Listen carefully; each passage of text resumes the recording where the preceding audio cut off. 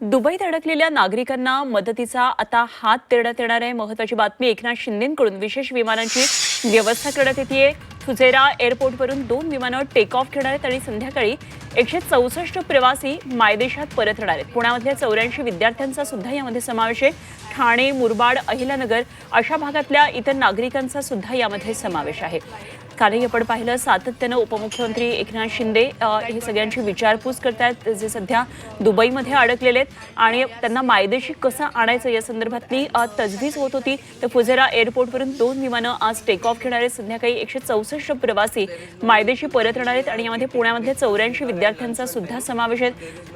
आणि या संदर्भात आणखी माहिती जाणून घेऊया। आमचे प्रतिनिधी शुभम कोळी सध्या आपल्याबरोबर जोडले गेले। शुभम, दुबईत अडकलेल्या नागरिकांना उपमुख्यमंत्री एकनाथ शिंदे मदतीचा हात त्यांनी देऊ केलाय आणि विशेष विमानांची व्यवस्था केल्याचं कळतंय। काय नेमके या संदर्भात ते तपशील आहेत? निश्चित पाहिलं तर ज्या वेळेस जे आहे ते परदेशामध्ये काही भारतीय नागरिक अडकलेले असतात तेव्हा त्यांच्या मदतीकरिता जे आहेत उपमुख्यमंत्री एकनाथ शिंदे हे नेहमीच मदतीकरिता धावून गेल्याचं आपण पाहिलं आहे। जम्मू काश्मीरमध्ये ज्यावेळेस आतंकवादी हल्ला झाला त्यावेळेस देखील भारतीयांना सोडवण्याकरिता, मुंबईकरांना सोडवण्याकरिता एकनाथ शिंदे धावून गेले होते ना। ह्या वेळेस देखील जेव्हा परराष्ट्रामध्ये आखाती देशांमध्ये भारतीय नागरिक किंवा विद्यार्थी जे अडकलेले आहेत त्यांच्याकरिता मुंबईमध्ये येण्याची सोय किंवा महाराष्ट्रामध्ये येण्याची सोय जी आहे ती पुन्हा एकदा एकनाथ शिंदे यांनी केलेली आहे। काही विशेष विमानांची निवड त्यांनी यामध्ये केलेली आहे आणि आज 134 जे भारतीय नागरिक आहेत ते आज टप्प्याटप्प्याने सायंकाळी मुंबई एअरपोर्ट असेल किंवा विविध ठिकाणी जे आहेत आज येणार आहेत आणि 134 नागरिक हे आज पुन्हा एकदा महाराष्ट्रामध्ये जे आहेत परतणार आहेत। आपण पाहिलं असेल तर